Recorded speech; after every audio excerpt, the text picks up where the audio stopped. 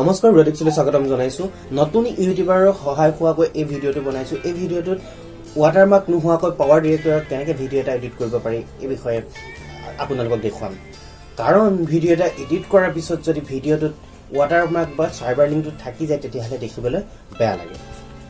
বিশেষকৈ যিসকলে ফোনত পাৱাৰ ডিৰেক্টৰত ভিডিঅ' এডিট কৰে তেওঁলোকৰ বাবে এই ভিডিঅ'টো বনাইছো তেতিয়াহ'লে ভিডিঅ'টো আৰম্ভ কৰোঁ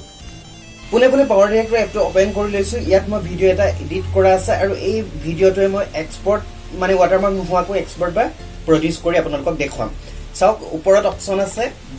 ভিডিঅ'টো এডিট কৰাৰ পিছত যে প্ৰডিউচ টু ভিডিঅ' মই তাত ক্লিক কৰি লৈছো তাত ক্লিক কৰাৰ পিছত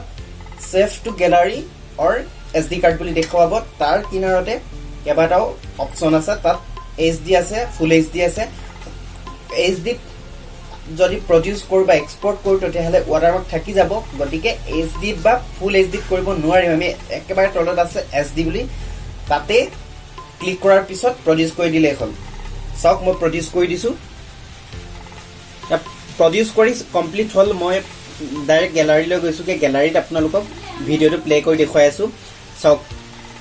হেয়া চাওক ভিডিঅ'টো মই প্লে কৰিছো ইয়াত কোনো ৱাটাৰমাৰ্ক এতিয়া নাই আৰু আপোনালোকক জনাইছো যে এই ভিডিঅ'টো মই পাৱাৰ ডিৰেক্টৰতে ফোনতে এডিট কৰি আছো আপোনালোকে নিশ্চয় দেখিছে তাত ৱাটাৰমাৰ্ক নাই এই ভিডিঅ'টো এনেকৈ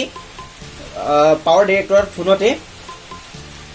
ৱাটাৰমাৰ্ক নোহোৱাকৈ ভিডিঅ' এটা প্ৰডিউচ বা এক্সপৰ্ট বা এডিট কৰি এক্সপৰ্ট কৰিব পাৰি আৰু এইখিনি আছিল আজিৰ ভিডিঅ'টো তেতিয়াহ'লে আজিলৈ ইমানতে সামৰিছো ধন্যবাদ